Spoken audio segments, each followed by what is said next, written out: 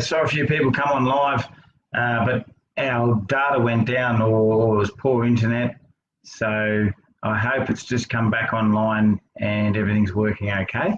But anyway, I'll get started again. So don't worry about the last one. I just deleted that and started all over. So first of all, Michelle, you've got a question about how to introduce a rug to a 6-year-old that hasn't had one before. She is broken in. So rugs, I've seen some really, really scary things happen with rugs, where, you know, you think the horse is going okay, and then all of a sudden they just kind of get a run up, and you know, panic, thinking, what's this thing on me, and run through fences and things like that. And it's kind of scary to watch when you see a horse rug bolt. But if you introduce, there's ways you can go about introducing it now. You know, like there's times that I've made the mistake of putting a rug on a horse, and they've kind of got to run up even in a safe yard or a round yard, and at the time it sort of happened, I sort of had wished I maybe had a holder on the horse or something to help it come round. So I'll just go through a few things with you just to help. Something that you should do a lot of if you're getting horses used to scary things is getting them to move and understand that thing's not going to hurt them. So you could start with a sort of a long flag, or, you know, if you get a lunging stick and you can put a sort of big piece of plastic on it or something. But if you can get your horse confident following a piece of plastic and things like that, and it's fine, then maybe what you could think about doing is getting your horse to sort of gently circle around you and just rubbing it with the flag. So and if there's some areas that the horse is kind of not sure about and it wants to sort of move away, you can get that big flag and, you know, just take it off the horse, but bring the horse back towards you as if you're more centered, as in you've got a stronger gravity than the horse, or the flag's got a stronger gravity than the horse. So instead of kind of, what's easy to do is kind of follow the horse with the flag and just keep rubbing it while it runs away.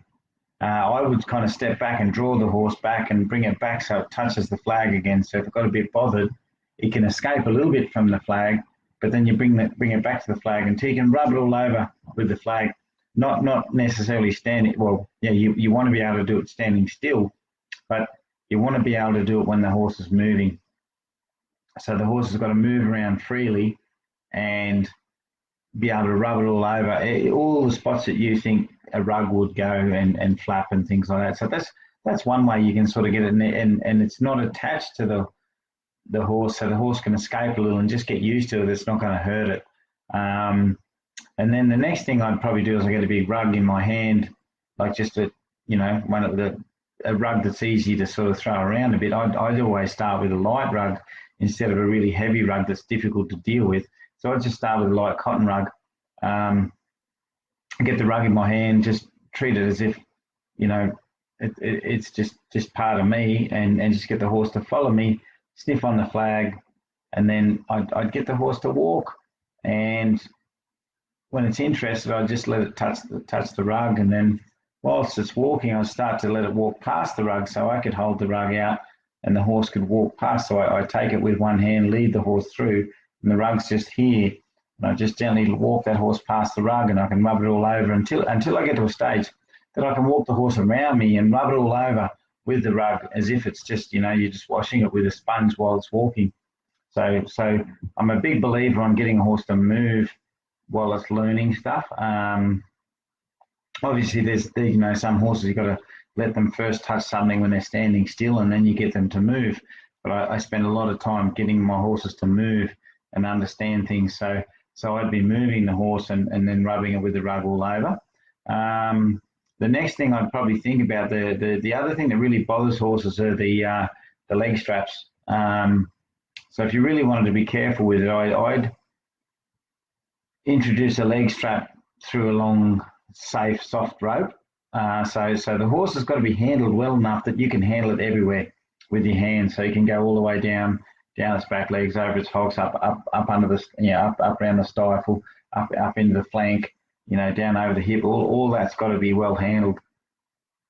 If your horse is not well handled there, and touchy there, then that could be just a thing that can trigger the horse into a bit of a panic. And as I say, most people kind of have rugs on their horses and take it for granted. But if you've trained a few really tough, nervous horses, then rugging, and then you've seen the worst of it when a horse really runs with a rug and panics. It's not a nice sight to see. So I think it's much better to sort of, especially a nervous horse, getting it right. So you could put a long lead rope around your horse's leg, obviously one without a clip or anything, and just start to take it up the horse's leg. So you've got, each end of the lead rope in each hand. So if the horse was to kick or fight, if anything went wrong, you could let go of one end and the horse is free from it. But that's going to really show you when you bring that right up the horse's leg, especially its back legs, when you've got that lead, and you can rub it right up to the flank and, just work your way up like that. And get your horse used to that. And then once the horse is kind of used to that, you can kind of put those two ends in one hand and get your horse to walk while you kind of play with that lead rope, and it just gently, applies a certain amount of pressure on the leg and feel on the leg. So then if the horse was to really panic, you could go, okay, well, I can let this go and go back again and get it used to it. But you're not got something on the horse's leg that it completely panics and kicks out. And so I just do a lot of that before I rug. And then if you've done that all in hand, if anything went wrong and the horse really kicked out or panicked while you're using the rope running, you can sort of draw your horse around, reset it, stop it, start again. So I'd make a bit of a reset button on the horse, and I would tend to sort of, once you go to rugging, and after you've done all that and you put the rug on and you put the leg straps on, I would tend to have enough of a stop on the horse that you can stop its feet and just stop it and reset it and get it to think towards you. Because if you show them that they can stop and not have to keep running away, then maybe they go, oh, I'll stop. So I would tend to put a rug on in a safe yard, like a round yard or something, and I have the horse connected with a lead rope that's long enough that I can sort of let it go to the fence, but also I can draw the horse around when it needs. So instead of just putting it on, letting it run around wild, you'd sort of reset it and let it think. So if the horse got a little too panicked and you thought it was starting to kick out a little, or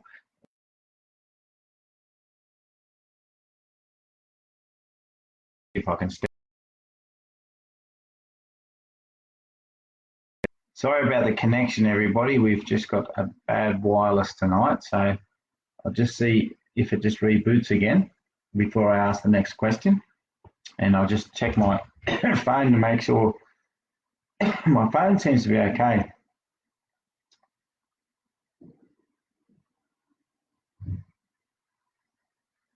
So I'll wait there. Can everyone still see me, or is it just my end?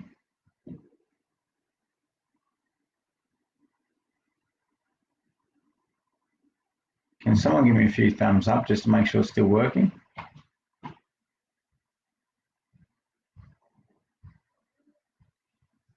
As you guys know, I live in a country area and sometimes it goes pear-shaped. Oh, here we go, back on. Good, eh? Sorry about that. Any complaints can go straight to Telstra and NBN and all those guys. Megan, you've got a new horse, Megan. Nice to see. I see you there. So, oh yeah, you can see. Good on you. Thanks, Megan. So, I won't go through the whole question, but what it looks like, you've got a fairly strong Clyde mare that's had some eye surgery, and you've got her in and you're working her, but she's got a strong separation from Milo and the other horses, and she's a strong mare, but she's a nice mare. She's not just a mare that's kind of just.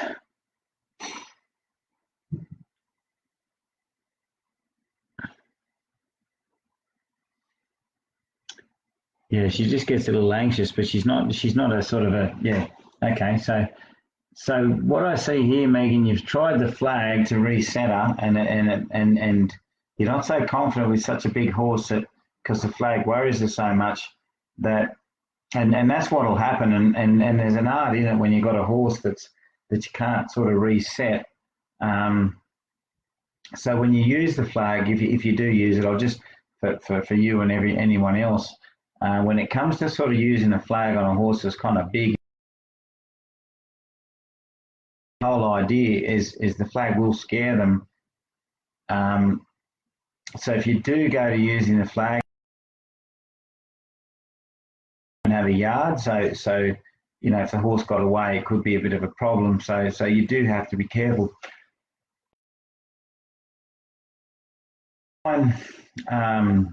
If you decide to go back to it, I'll give you some other ideas. But for anyone else or anything, when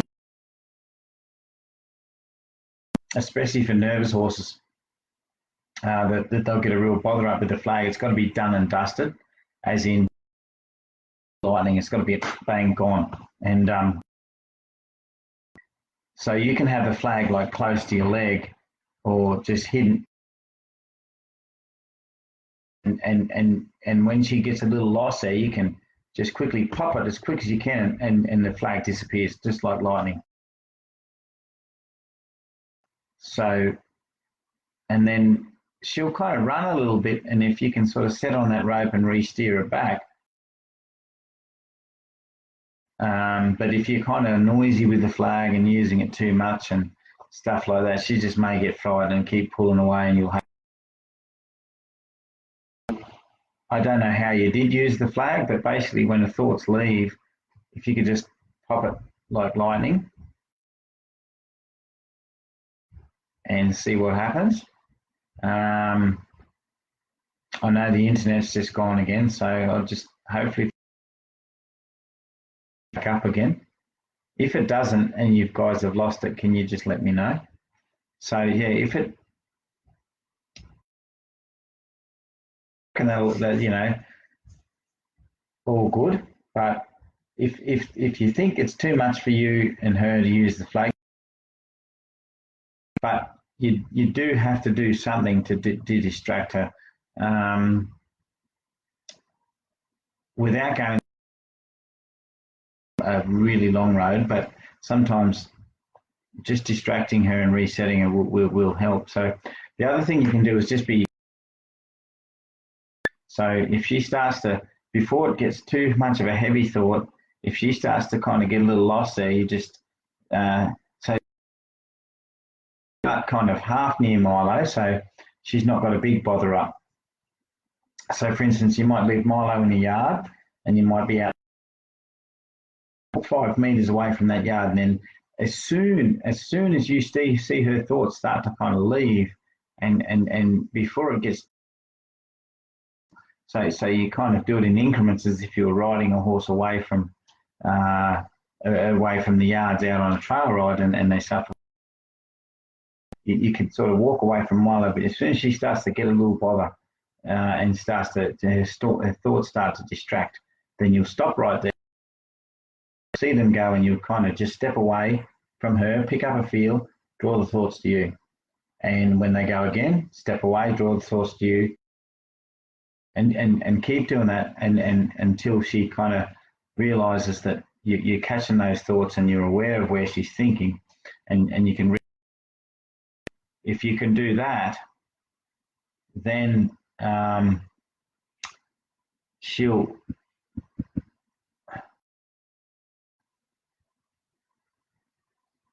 okay, I see your bit there, hard to set on the rope, she's so strong. So this next part might be.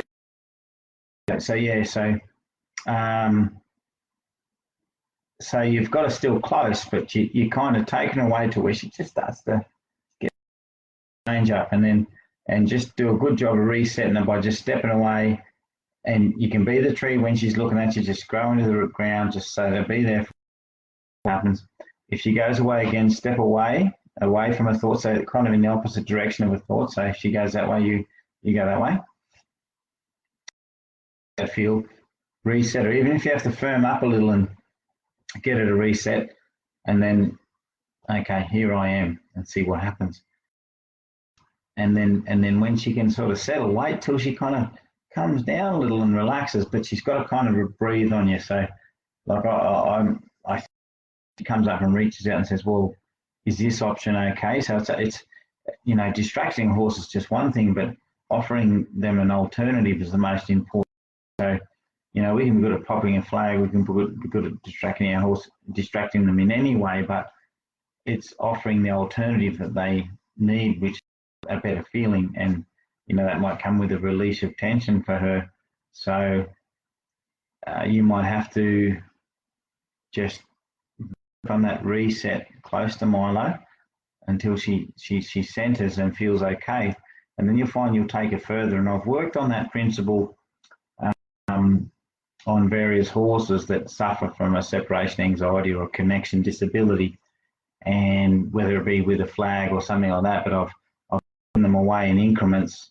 And, you know, if I'm so far away where it's too hard, they're too pushy and big, so they get too anxious.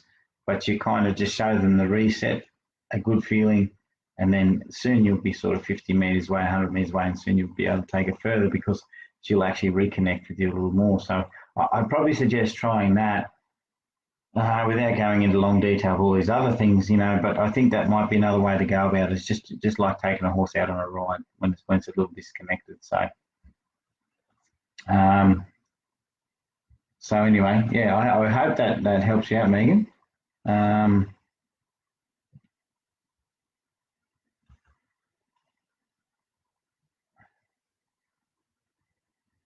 Yeah, I mean, you don't have a round yard, like, but that'll also help when you ride her too, Megan, because when you ride her out, when you start riding her more and take her out, I would, you know, work on the same thing. So here I am, you know, ride her out a little, here I am, here I am. So I hope that helps, Megan, and I hope you can still see me. I might just send a message to Jenny to see if she can see me too. Jenny, can you see me on live or?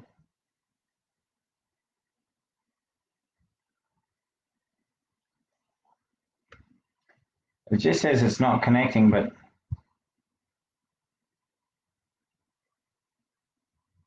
oh, there you go. No, it must be still working.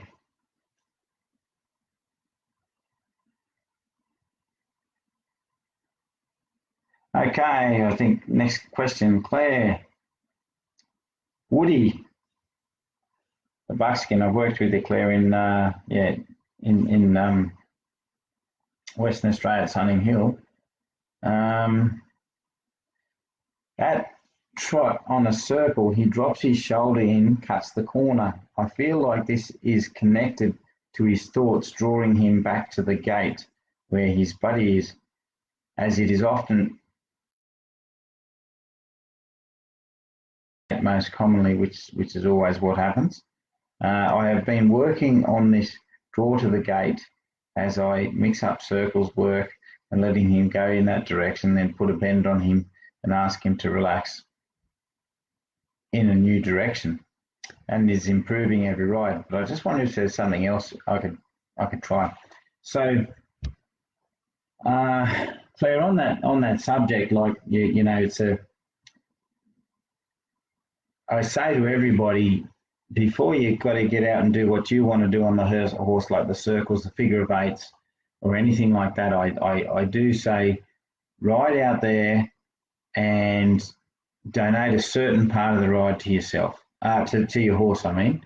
So you sit on your horse and you'll allow your horse to leak, and you can put little like closed doors there or things like that. So instead of saying, I want to go here, here, and here, and make your horse stay under you, you let your horse go back to where it wants to go, and to stop it, but just a new direction where you pick up a feel on the horse that's clear enough to make a new direction, and that bend or that turn should make the horse have a mental reset, as in that door's closed, this door's open, okay? So you can spend a fair bit of time, a little bit of time doing that, and so the horse starts to go, well, that didn't work, that didn't work. Any ideas? And then you can start riding your horse. But there's still times there that, you know, that you sort of horse will get a draw back to the gate, and you'll be on a circle or doing something. But one thing I will say is don't get hooked on circles, okay? Just remember, for most horses, especially ones that are still leaky, a circle's not a circle. You're not riding a circle. You're riding a series of corners and straight lines. So think of it like that. So something I would do possibly before I get on the circle or before I think circle or anything like that is I might do a circle that might be out a bit, in a bit, out a bit, in a bit, out a bit, in a bit, out a bit, in a bit, and get that horse thinking a little and get it sort of, so if you've already done kind of, you're allowed to go the gate a bit, the strong pull is out of it. It just every now and again goes, yeah, my eyes are over there, there's that gate over there, and I know that's the way. And you know, the horse is a lot better than it was, and it's more connected with you. You start to be a little creative and get the horse trying to sort of search a little and trying to search for center. So center's that bit when you go, there it is, and you kind of breathe out and you say, right, and the horse feels that and it goes, center, I like that center. It's like that path of least resistance. So sometimes when you're out there and you want to do a circle, it's easy to just get on the circle and think, oh, okay, and end up holding your horse up. So instead of holding your horse up, you might just go around that circle, as I said, out a bit, in a bit, out a bit, in a bit, out a bit, center, in a bit, center, out a bit, center, in a bit, center, and you use the outside rein to go out and use the inside rein. It doesn't matter if the horse bends out and looks out to go out and in. It's just a directional thing, in a bit, out a bit. And then after a while, you'll go center, in a bit, center, out a bit, center. And what you'll start to feel is your horse is going center. And you'll offer center a little longer and the horse will float center and not be left or right. So it's almost like the horse gets a little lost, but then it wants to find that center. And then it might distract the horse off the gate a little. And then when it finds that center, it goes really good. And then you can start to float the rein. And what I mean by float the rein is you pick that inside rein up and you put a bit of feel through it, and the horse just floats with it, doesn't fall in, doesn't fall out, just doesn't brace, it just floats with it. And if you found that your horse was still kind of falling in, you can go back out a bit and back in a bit and back out a bit, and then center and then float the rein a little, and then the horse go, I might float with that rein instead of getting a little lost. So that in a bit, out a bit kind of gets your horse a little lost, and then it tries to hunt that center. So that's something you can kind of try on the circle. The other thing, depending on where your horse is at with that inside rein, is when you're coming up to the corner where the horse leaks, as in it starts to want to fall in. So instead of doing it when it falls in, doing it before it falls in. So after the first turn or the first couple of circles, you'll know exactly where that horse is going to go. Right, there's my eyes on that spot. I'm going to drop in. You might be able to take that inside rein up and take the shoulders out. So you get that horse to bend into the inside a little, push your rein up and across. So you take those shoulders out. So it's an indirect rein, not to the hind quarter, but one that takes those shoulders out to the right. So if you're turning left, you'd be taking the shoulders out to the right. So when the horse gets before the spot that it leaks or falls in, you might just take those shoulders out and the horse will go, oh, I'm going out. Right, you've just distracted me there and you've asked me to do something. And it'll take the shoulders out, and then you just let the rein float and let the horse come back around again. So you kind of distract it by doing something and doing something that kind of is the opposite of what it was going to do, which was it was going to fall in, but you just took it out for a little while until it started thinking about moving out, and then you just said, now reset and just go back around the corner again. So that's something else you could try on that corner. But yeah, try those couple of things and see how you go. They're the things I'd probably use a little bit on it.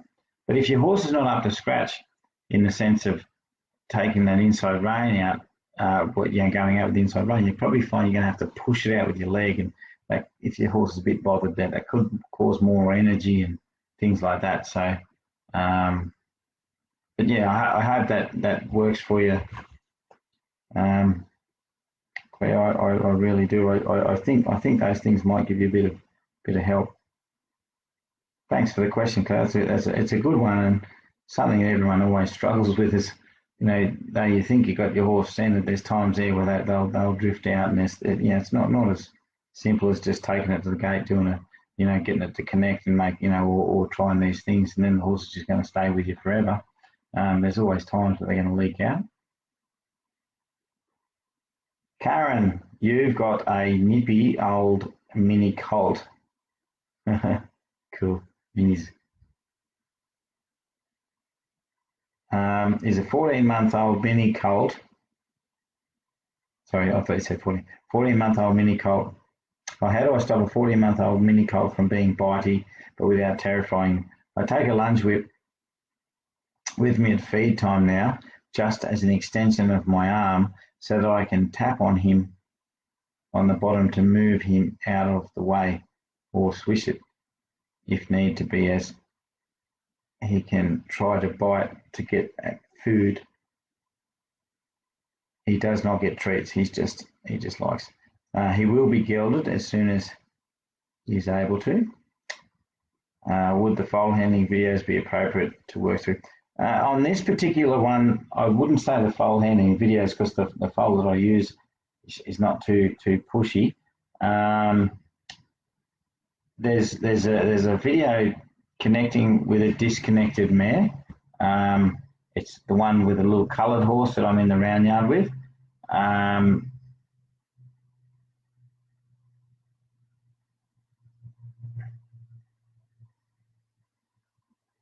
Oh, good, glad you can see me. We need an update on Justice.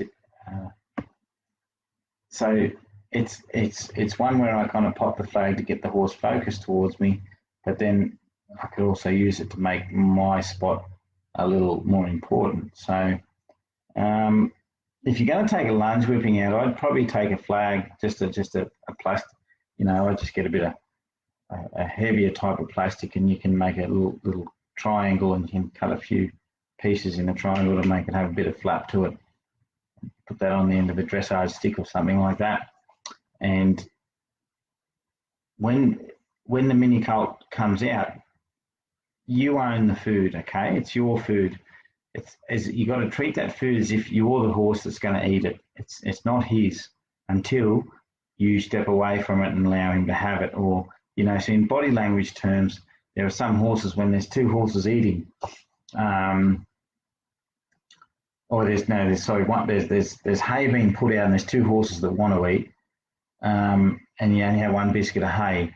I guess the dominant horse would come in and say, I'm going to take that, and no, it's not yours. And they'll do their dominant things, whether it be kind of an ear look, a turn around and a kick out, or whatever it is, but they'll do their thing that says, this is my hay. And then, but not all the times, you see some horses that they'll own that food right till it's gone, won't let another horse come in. But there are some times that the dominant one will come in and start munching on it, and then there's another horse that will come in and kind of play their cards right, and they'll do their little begging, but it's kind of like they say, oh, you don't mind if I come up, and they break down the horse's bubble very slowly, and then they're eating together, okay? I wouldn't sort of say do that one either, but what I'm saying is the dominant horse comes in and owns. So you've got to be that one that comes in and say, I own this food. It's not your food. Just because I give it to you doesn't mean that it's yours while I've got it. When I give it to you and I step away from that food, that's the time that I say you're allowed to have it, okay? So I would have a flag, because the flag might be, because he's probably been used to different things, and he's just pushing on people, and maybe getting aggressive on him. He might be too aggressive for you, so you don't want to be the alpha horse that turns around and tries to kick him. But if you've got that flag, you could just have that flag in your hand and walk in the yard with him, and as soon as his thoughts go towards that feed and goes, I'm going to push you away, I just bang that flag really hard, and you go, whoa, geez, what was that? And then you just stand there really quietly, and it's only just to change his thought, because you own the food, and his thoughts are going to go towards that food again. And if it looks like he's going towards that food, and he's going, I'm going to push you away from that food, that's mine, then I bang the flag again and say, change that thought. And I just stand with the food, calm as a cucumber. And hey, if you want to pretend you eat it, I don't care, like whatever you want, but just stand there with it. And you own the food. It's your food. You haven't given it to him yet. And you have to have a way of saying, it's yours now. And then he'll know and he'll understand. While you've got the food, you could be eating it, you could be standing with it, but it's your food. Then he's allowed to come in and have food when you've said it's okay.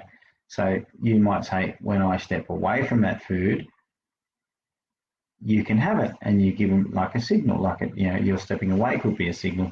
But basically, while you have it, as soon as his thoughts go to that food and to you to push you away, then I'd say reset, change your thought, try again, and just like a horse would. And soon enough, he'll know that, well, I know I'm going to get fed, but it's when she allows me to, she says it's not her food anymore, I'll come in and eat, and he's got to respect that. And it'd just be the same if it was another horse, exactly the same. I hope that make sense. And I've got, yeah, where we get here, Karen. Thanks, Dave.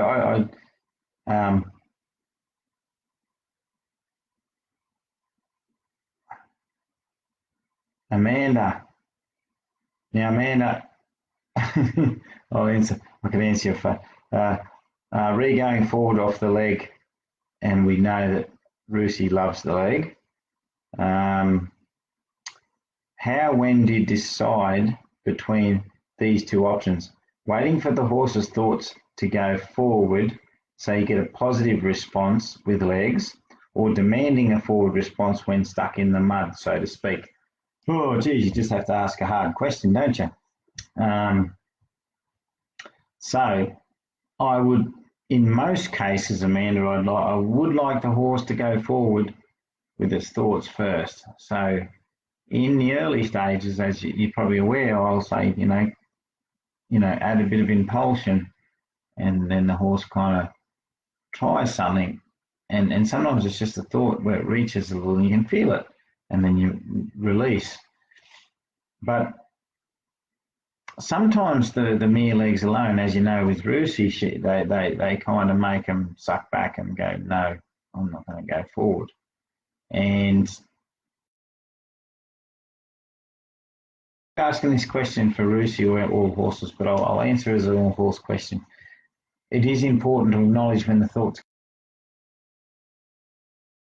it's just a lean or anything like that. But in some horses, going backwards might be their impulsion. So,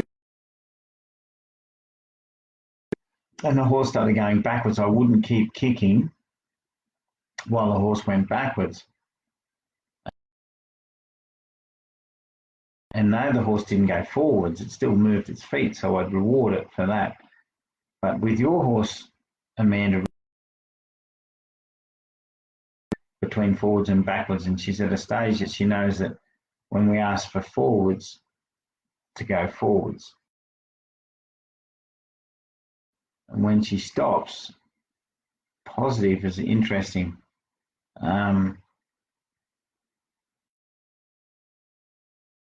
There's times with horses that you have to hold on and stick to something. So you have to kind of stick in there and say, but I'm going to hang in there with my legs until you go forward. Because if it's a horse, for instance, that's forward, it knows how to do it. It just says, oh, the legs irritate me. I'm going to suck. I'm going to, Then you got to hang in there a bit and say, I want the feet to go forward, because the feet moving forward will end up getting the right way. So if you let the horse go, if the feet go, you reward, and your feet go again, you reward. Thought to go, well, you want me to go forward, I'll move my feet. And then if you leave it alone long enough, and every time the horse stops, you ask again, then the thoughts will go forward. I'm going to keep working forward, and to do it, I'm going to have to commit to it because you're not going to hold me down. So yeah, there's times there where you'll hang in with your legs until the horse physically moves forward, and especially if it's Russia you're talking about.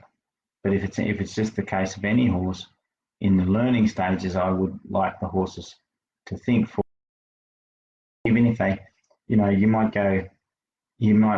be sitting there and you'll be going like this, and then all of a sudden you'll get a thought release and go, and you'll feel that by them thinking in a new direction, and that could be the difference between them sucking back with their ears and sort of sucking, try something else, and you can reward that. So yeah, you definitely reward a try in the right direction. But yeah, other times you might have to hang in there when, you know, until the whole body moves. I don't know if I answered. Sometimes it's very hard. I really enjoy these talks and answering questions, but sometimes I wish I had the horse in front of me, or, you know, so I could really help people quite individually on that moment. But a bit helps, and yeah, thanks everyone for your questions, and thanks for coming on board. I'll just double check, make sure there's no new questions that have come through. Okay, so thanks Sean for coming on. Okay, everyone, thanks very much, and I'll see you in a fortnight. When I stand in Victoria, I'll be at How Long at at mental block. Anyway, at How Long for the 4-day clinic. Thanks very much. Bye.